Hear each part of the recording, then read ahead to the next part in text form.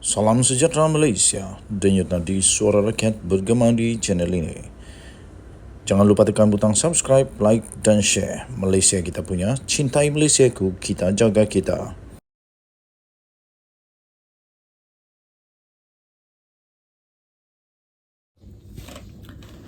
Salam sejahtera Malaysia, denyut nadi suara rakyat bergema di channel ini. Anak Muhyiddin Yassin kali ini pula dikaitkan dengan seorang yang telah pun didakwa oleh ASPRM. Datuk Roy, pegawai ASPRM, didakwa atas kesalahan yang berkaitan dengan anak Muhyiddin Yassin. Seorang ahli perniagaan dikenali sebagai Datuk Roy dan seorang lagi pegawai ASPRM dihadapkan ke Mahkamah Session Kuala Lumpur pada pagi ini, iaitu pada 25 hari bulan yang lalu, atas dakwaan atas dua pertuduhan rasuah yang melibatkan dakwaan dorongan supaya anak bekas Perdana Menteri Tan Sri Mahyadin Mak Yassin tidak direman Suruhanjaya anti rasuah itu.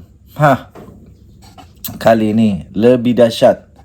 Datuk Roy yang namanya sebenarnya ialah Muhammad Hussein Muhammad Nasir dan Muhammad Rashidi Muhammad Said membuat pengakuan tidak bersalah dan meminta untuk dibicarakan terhadap pertuduhan mahkamah itu.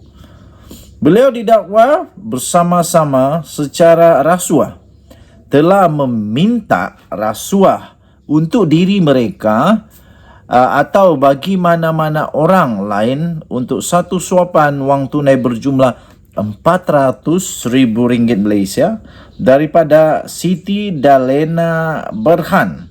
Siti Dalena Berhan yang berusia 47 tahun sebagai dorongan untuk tidak menahan reman Fakhri Yassin Mahyadin semasa siasatan pihak SPRM. Difahamkan Fakhri Yassin tidak pernah ditahan oleh SPRM. Tapi saya fikir kalau memang betul-betul Fakhri Yassin Mahyadin ini ada kes yang boleh disiasat, dia tak akan boleh lari ke mana-mana. Dia tak akan dapat bersembunyi ke mana-mana. Dia tak akan dapat untuk sentiasa selamat kerana SPRM pasti tahu juga akhirnya. Pertama. Kedua, Tuhan pasti tunjuk juga bukti. Ketiga, kalau menang di dunia pun dapat sembunyi di dunia, macam mana nak sembunyi di akhirat nanti? Sama juga. Satu pertuduhan didakwa meminta wang tunai RM400,000, manakala pertuduhan kedua disebut menerima RM240,000. Ini hampir 1 juta ni. Wow, boleh jadi kaya ni. Mereka didakwa melakukan kesalahan itu di 2 restoran berasingan di Kuala Lumpur di antara 5 dan 6 Mac pada tahun ini. Jika sabit kesalahan bagi mana-mana 2 pertuduhan di bawah Seksyen 16A-A Akta SPRM 2009 dan boleh dihukum di bawah Seksyen 24-1 Akta yang sama, maka Hussein 53 dan Rashidi 42 boleh dihukum penjara maksimum 20 tahun. Denda tidak kurang 5 kali ganda nilai sopan dengan kesalahan atau RM10,000, mana yang lebih tinggi. Hakim Azura Alwi kemudian membenarkan kes itu dipindahkan ke Mahkamah Session lain di Kuala Lumpur dengan Hussein dijangka menghadapi satu lagi pertuduhan. Pada 13 Mac, Datuk Roy ditahan selepas menyerah diri kepada SPRM selepas dia dikehendaki untuk membantu siasatan bagi kes skim Jana Wibawa. Dia kemudian dikenakan perintah reman beberapa kali oleh Mahkamah Magistrate. Pihak berkuasa setakat ini sudah pun mendakwa 3 ahli politik termasuk bekas Perdana Menteri Mahyadin Mak Yassin dan bekas Ketua Penerangan Bersatu Wan Saiful Muanjan berhubung dengan skim Jana Wibawa.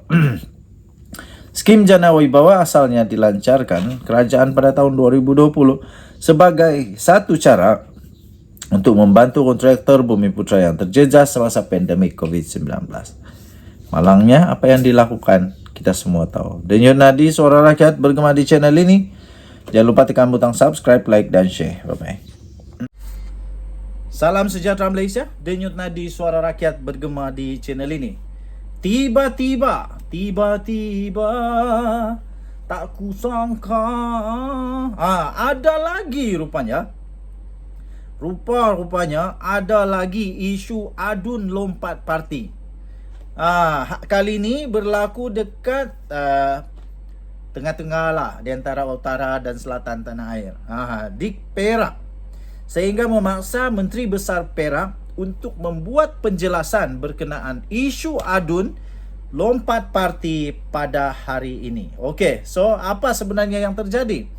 MB Perak disahkan akan mengadakan satu sidang media khas menjelaskan isu berkaitan spekulasi. Kononnya ada gerakan menjatuhkan kerajaan perpaduan di negeri itu sebelum sidang Dewan Undangan Negeri pada hari ini. Sidang akbar tergempar Menteri Besar Perak akan dilaksanakan.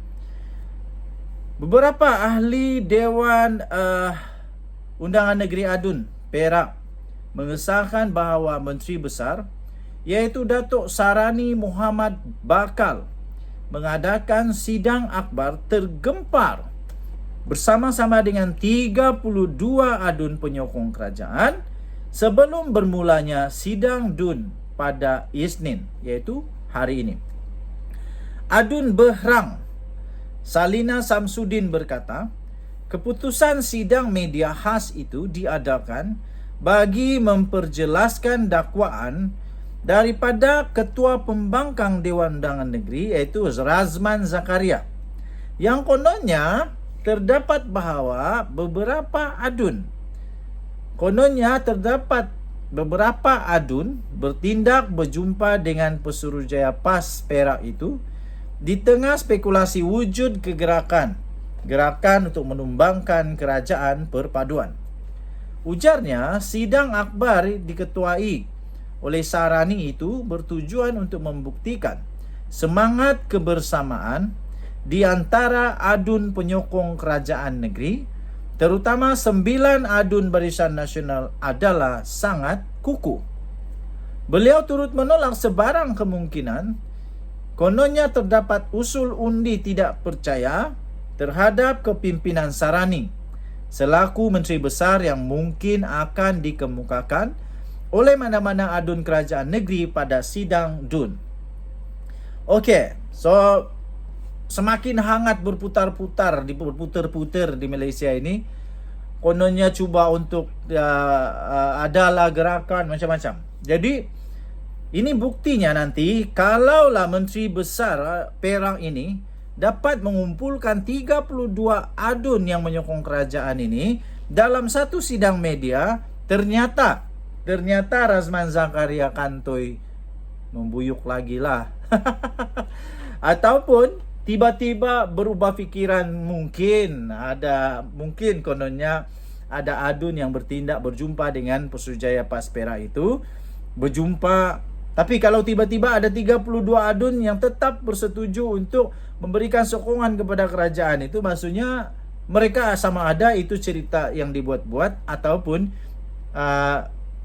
berpaling tada semula ataupun mengubah fikiran semula untuk tak lagi mau menyokong apa yang digembar-gemburkan komplot untuk jatuhkan kerajaan perpaduan di Perak dan sebagainya, tetapi mereka kembali kepada perpaduan itu semula. Okey, so kita nantikan bersama-sama apakah pengumuman yang bakal dibuat oleh Menteri Besar Perak.